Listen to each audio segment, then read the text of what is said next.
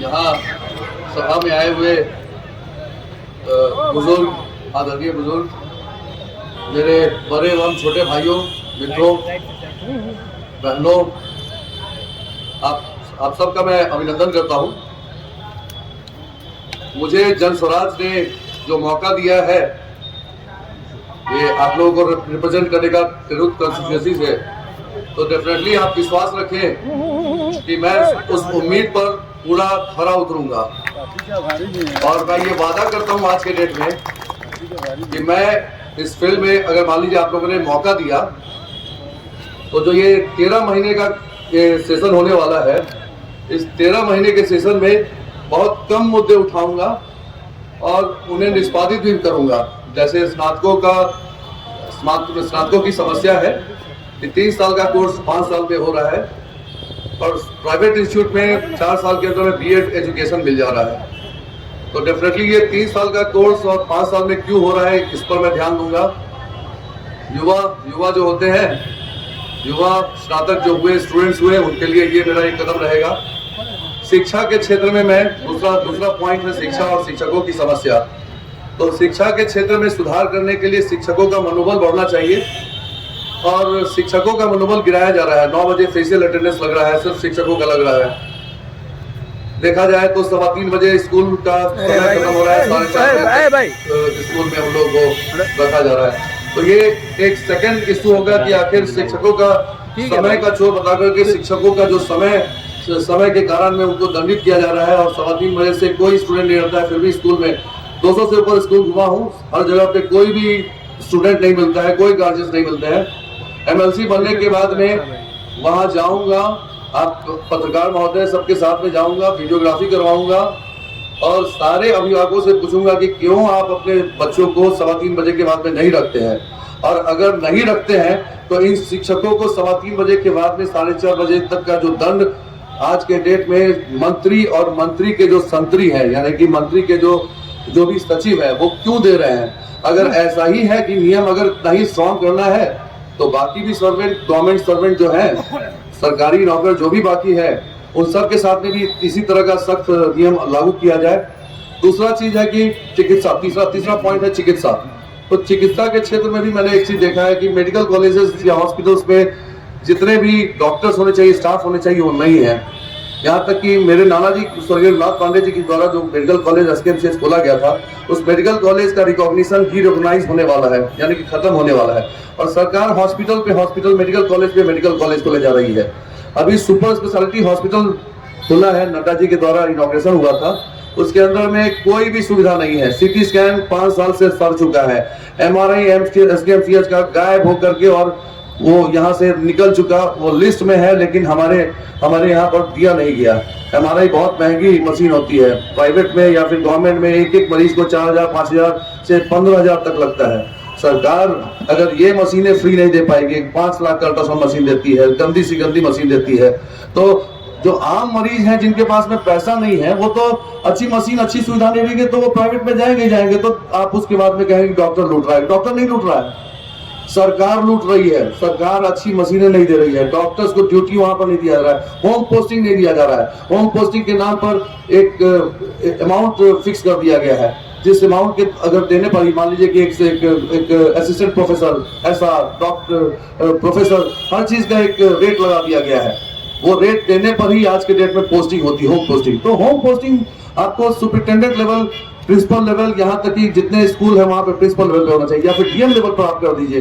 बहुत सारे शिक्षक हैं जो यहाँ पर रखे हुए हैं। और उसके अलावा एक शिक्षक को 45,000 का जॉब मिलता है।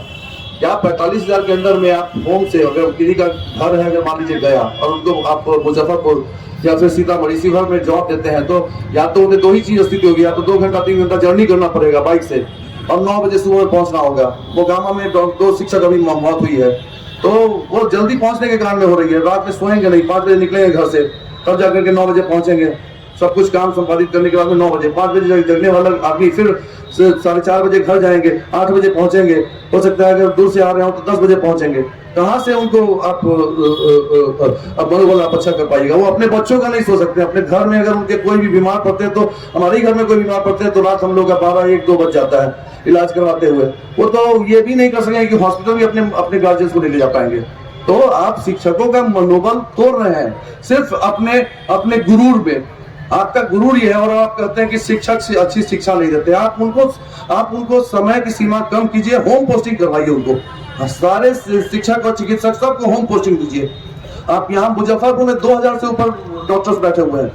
आप जैसा भी आपने पहले पैमाना रखा था उसमें कुछ ना कुछ गलती हो रही है, तो आप पैमाना चेंज कीजिए। जेएनयू और ये दिल्ली यूनिवर्सिटी के जो स्टूडेंट्स हैं जो कि आज के डेट में आईएएस आईपीएस का यूपीएससी एग्जामिनेशन क्लियर करिए, प्रिलिमिनरी क्लियर कर लिए है, अगर मेंस क्लियर कर लिए है तो वैसे लोगों को आप डायरेक्ट अपॉइंट कीजिए जो भी मेंस क्लियर कर चुके हैं और वो वाइवा में छट गए, जिस सब्जेक्ट के हो, इतिहास के हो, भूगोल के हो, जिस सब्जेक्ट के हो, उस सब्जेक्ट का उनको शिक्षक बनाइए, प्रोफेसर बनाइए, तो आपको अच्छा बिहार में क्वालिटी टीचर मिलेंगे। लेकिन आप कर क्या रहे हैं? आप जात के आधार पर, आरक्षण के आधार पर बिहार को बांट रहे हैं। बिहार को दो भाग में आपने बांट के रख दिया है, जात के नाम पर बांट दिया है या फिर धर्म के नाम पर बांट दिया है। फलना फलना जाति, फलना फलना पार्टी का, फलना फलना धर्म, फलना पार्टी का। और उससे भी नहीं अगर आपका मन भरता है तो आप वहां पर आप आज के डेट में एक फॉरवर्ड बैकवर्ड एक राजनीति खेल रहे हैं। नहीं, बिहार नहीं, आज के डेट में मुझे लगता है कि सारे बिहारवासी समझिए कि सारे हिंदुस्तान के निवासी जो है वो एक ही चीज है, हम सब को एक्सेप्ट करना होगा कि हम सब बनिया है। बनिया का मतलब क्या होता है कि कहीं हम खरीद रहे हैं, कहीं पे हम सेलर हैं, कहीं पे हम बायर हैं, यानी कि हम कहीं पे खरीद रहे हैं, कहीं पे कुछ बेच रहे हैं। मैं डॉक्टर हूं तो मैं अपना हुनर बेच रहा हूं, मैं किसी दुकान में जाता हूं तो या फिर कहीं किसी मॉल में जाता हूं तो वहां पर मैं खरीद रहा हूं। तो हम सब कहीं ना कहीं खरीदार हैं और कहीं ना कहीं विक्रेता है। तो एक्चुअली में हमारा सारा समाज देखा जाए वो ब्राह्मण है, ये है, वो है, फलना है, ढिमना है, तो वो मुस्लिम है, नहीं, सारे के सारे बनिया है। ये जात के आधार पर जो धर्म के आधार पर बिहार को बांटा जा रहा है, मुझे लगता है कि ये प्रशांत किशोर जी जो आ रहे हैं तो वो आज के डेट में आपको एक विकल्प दे रहे हैं, नया विकल्प दे रहे हैं, नए बिहार का विकल्प दे रहे हैं। 20 साल पहले बिहार हम लोगों ने, जब मैं 2005 में आया था, 2004 में आया था और 2005 में नीतीश जी आए थे, डेफिनेटली उस समय में बिहार में विकास हुआ, हम सब ने देखा, 5 साल 10 साल देखा, लेकिन पिछले 10 साल में हमें कोई विकास नहीं दिख रहा है बिहार में। आप भी होंगे, मैं तो देख ही रहा हूँ आज के डेट में नाला, रोड का नाला देखते हैं कि रोड का नाला काट करके और बगल में डाल देता है, वही सूख करके फिर उसके बाद में उसी नाले में चल जाता है। स्मार्ट सिटी कहलाता है। स्मार्ट सिटी के नाम पर मैं सुनता हूँ कि 2200 करोड़ रुपया मिला है मुजफ्फरपुर को, वैसे ही सारे तिरुत कंस्टिट्यूएंसी के सारे शहरों को मिला है। नेता रिप्रेजेंट जो कर रहे हैं हमें, वो वहां जाकर के बोल नहीं पा रहे हैं। आप एक ये ऐसी पार्टी है जहां प्रशांत किशोर जी नहीं आ रहे हैं, मेरा नॉमिनेशन करने नहीं आ रहे हैं। दूसरे पार्टी में देखा जाए तो सब के सब मंत्री आ रहे हैं, तो कहीं पर पार्टी के नेता जो मेन विपक्ष के नेता है वो आ रहे हैं और वो जात के नाम पर बात कर रहे हैं, धर्म के नाम पर। टोपी पहनी जा रही है आपका टोपी उतारने के लिए, अगर पानी पिया जा रहा है तो आपको पानी पिलाने के लिए। तो टेंडेंसी अलग है। आज के डेट में हो सकता है कि सामने में 2 तरह का चेहरा लेकर के 2 लोग घूम रहे हैं, एक आपको दिखाने के लिए, जैसे पुराने जमाने में कहा थी कि हाथी के दांत खाने के अलग होते हैं और दिखाने के अलग होते हैं। तो नेता जो आज के डेट में लीडर्स हैं, जो भी पार्टीज हैं, वो पार्टीज दिखाने के लिए अलग है और करने के लिए अलग है। प्रशांत किशोर जी एटलीस्ट उनकी सोच, रील्स हम सारे जितने भी शिक्षित है वो देख रहे हैं। तो ये पहली बार मौका मिला है, ये पार्टी बनने के बाद में पहली बार मौका मिला है कि सभी शिक्षित कम से कम अपना वोट जन स्वराज को दें, मुझे दें और मुझ पर विश्वास रखें कि ये 12 से 13 महीने का ये टोटल समय होने जा रहा है। ये मात्र 13 महीने के लिए इलेक्शन हो रहा है। 2026 के मार्च अप्रैल में ये इलेक्शन हो जाएगा। तो आप कैलकुलेट करें तो दिसंबर में, 2024 के दिसंबर में ये इसका रिजल्ट निकल रहा है।